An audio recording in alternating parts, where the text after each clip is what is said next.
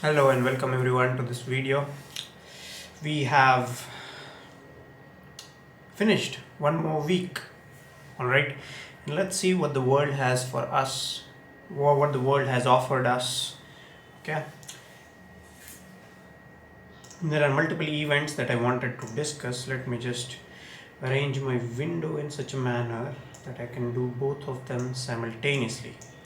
Because at times it happens that I might be talking, but I'm really not aware whether the camera is on or off. So it kind of is.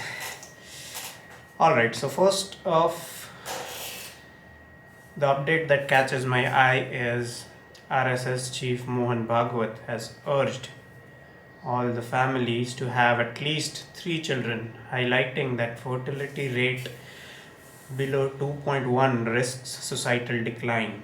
His comments have reignited discussions on population dynamics in Bharat, focusing on maintaining community survival through increased birth rate. I guess it's very common sense. You don't need a PhD degree to know that you need people, especially the culture that we live in. Okay. Now, our culture is vulnerable on both the fronts. Number one is conversion by both the monotheistic traditions, be it Christians and be it Christianity, be it Islam. Okay, both of them are hell bent on converting us to their faith because we are pagans and we do not have a soul according to their definition. Number two is there are elements within our community who have, I don't know, out of trying to be cool or trying to be accepted by the West, they have given up on their faith entirely.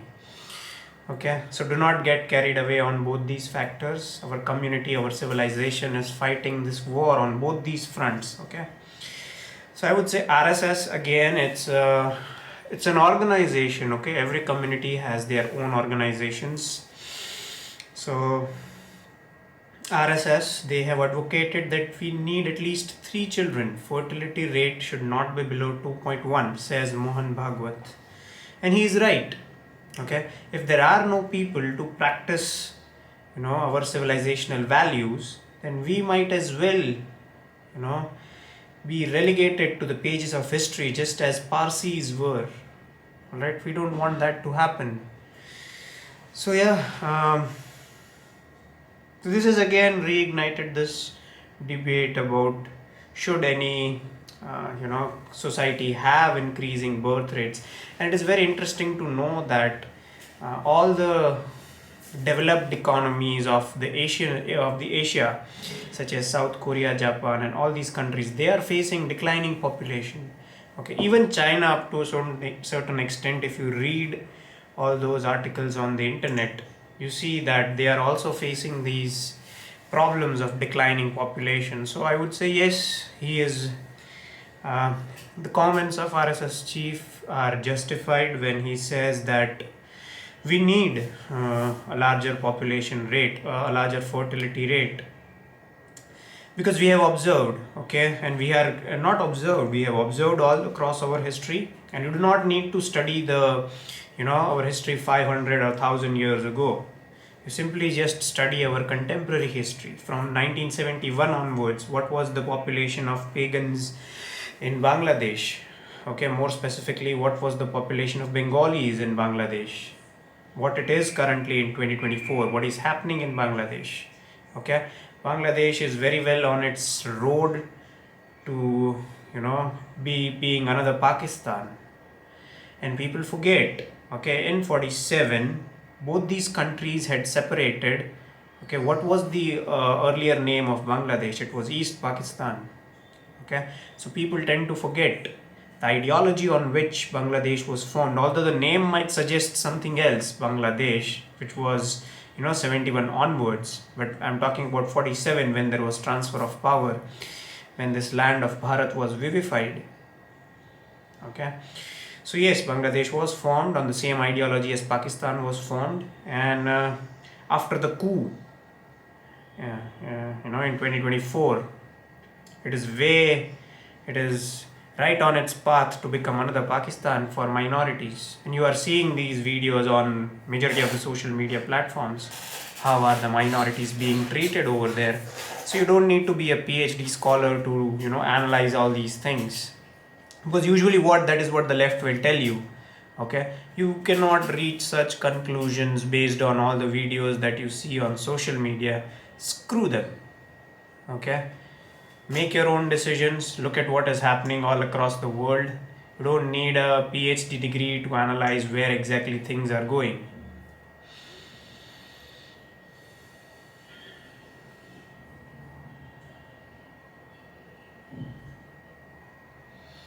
So it has ignited a debate about population control. I'm looking at this posts on X.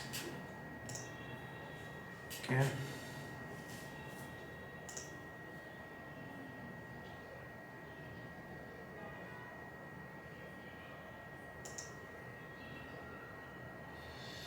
Next up is this again, the Syrian dispute rises again. Okay, so if you need a beginner's lesson about what exactly is going on in Syria, okay, okay, now imagine the map of Europe and Russia. Okay, now the entirety of Russia, it represents Orthodox Christianity. The subcontinent of Europe, it represents the modification of Christianity, as in the further modifications, further updations that had seeped into the Christian faith. Okay, so that is how the West, that is the Europe and United States, is divided, and that is how the East, that is Russia, the Orthodox Christianity, is divided. Okay. Now, what has this led to is there is this constant division. The West, when I say the parts of Europe, they are constantly fighting Russia, but in essence, it is, I would say not exactly, but in a way, it is a dispute within the Christianity. Okay. Now comes in another, the Middle Eastern. Okay, for us it is West Asia, but for them it is Middle East. So then rises the Middle East coloniality. Okay, so invasions they start getting into the European continent, and they stop at nothing. So now what you see in Syria is Russia is supporting Bashar al-Assad, right? Whereas the West, okay, supports West, as in the United States, leading all the countries of the European Union, they support the other side. Okay. Now there is another important factor over here, Iran. Okay, the belligerent nation in the West Asian region. Okay, one country that is resisting, the Western interference. At least allegedly, that is what they think. That is what Khomeini thinks, that what he is doing is resisting the Western influence. Okay, so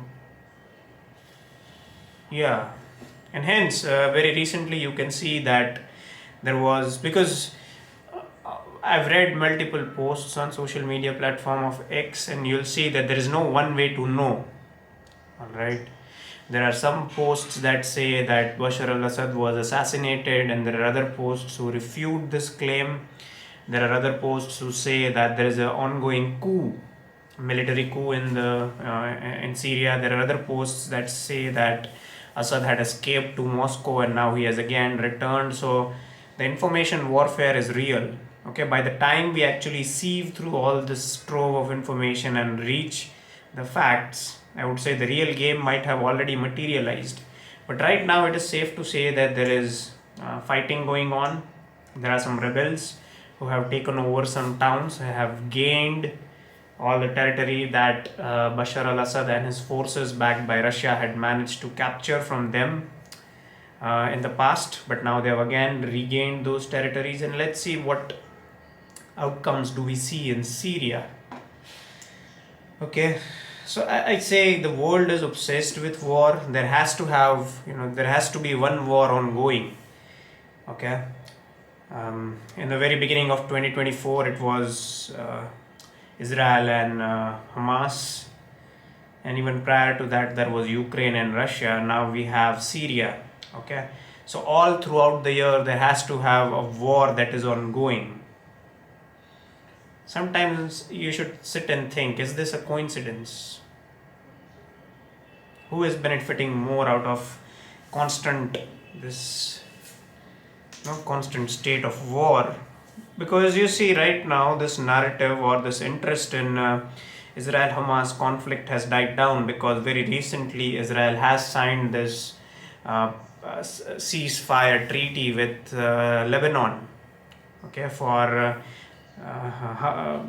which Hezbollah, okay, the Hezbollah militant faction of Lebanon.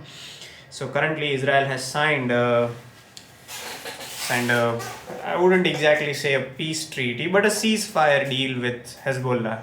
Okay, so that war has died down. The Russia-Ukraine war has, at least the interest that it has died down. I see there are multiple interviews that were given by Zelensky, wherein he says that, he is ready to discuss a ceasefire deal with Putin.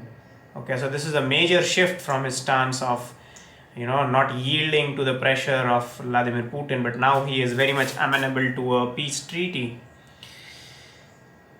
So the world is hungry, I would say, for a war, and let's see what outcomes come out of this Syrian war.